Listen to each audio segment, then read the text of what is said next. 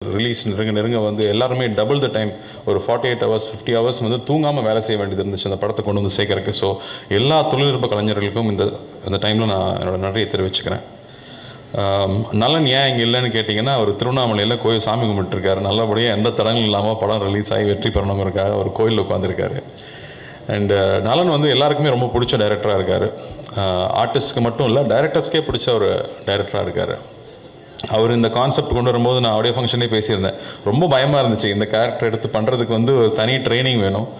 ஆனால் வந்து இதுக்கு நான் வரும்போதும் ட்ரைனிங் எடுத்துகிட்டு வரல, வந்து கற்றுக்கிட்டு தான் எல்லாமே. பட் பண்ணுறதை சின்சியராக பண்ணணும், எவ்வளோ பெஸ்ட்டாக பண்ண முடியும்னு ஒவ்வொரு நாளும் அதுக்கான ஹோம்ஒர்க் பண்ணி, அவரோட படங்களை திரும்ப பார்த்து, அவரோட க்ளோஸ்அப்ஸை திரும்ப பார்த்து, அதை எப்படி கொண்டு வரலாம்.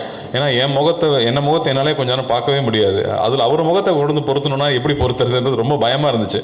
பட் நலன் மாதிரி ஒரு டெக்னீஷியன், ஜார்ஜ் மாதிரி ஒரு கேமராமேன் இருக்கும்போது, வெற்றி மாதிரி எடிட்டர்ஸ் இருக்கும்போது, அவங்களோட சப்போர்ட்டில் அதை ப்ரெசென்ட் பண்ண முடியும்னு நம்பிக்கை வந்துச்சு. ஸோ ஃபஸ்ட்டு ஒரு சீன் டெஸ்ட் ஷூட் பண்ணி பார்த்ததுக்கப்புறமா தான் ஓகே இந்த வழியில் போயிடலாம்னு நினச்சி தைரியமாக கொண்டு வந்தோம். ஆனால் அதுக்கப்புறமா சந்தோஷ் நாராயணனோட இசை டெஃபினட்டாக அது இன்னும் மேலே எடுத்துகிட்டு போயிருக்குன்னு சொல்லலாம்.